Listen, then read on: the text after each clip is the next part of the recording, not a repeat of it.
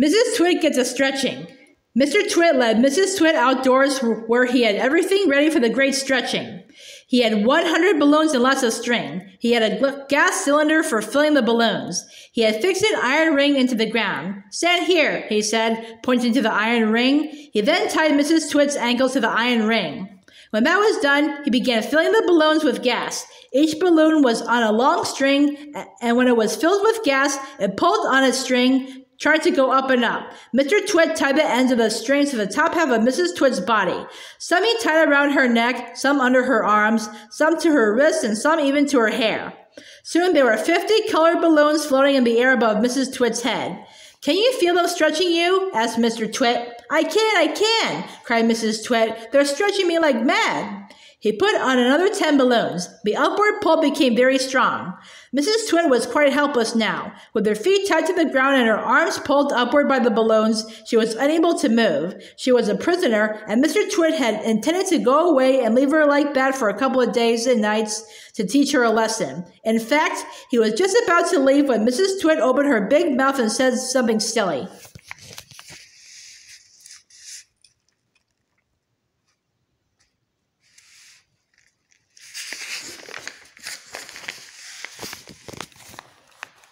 "Are you sure my feet are tied properly to the ground?" she gasped. "If those strings around my ankles break, it'll be goodbye for me." And that's what gave Mr. Twit his second nasty idea. Mrs. Twit goes ballooning up. "There's enough pull here to take me to the moon," Mrs. Twit cried out. "To take you to the moon!" exclaimed Mr. Twit. "What a ghastly thought! We wouldn't want anything like that to happen. Oh dear me, no!" "We most certainly wouldn't," cried Mrs. Twit.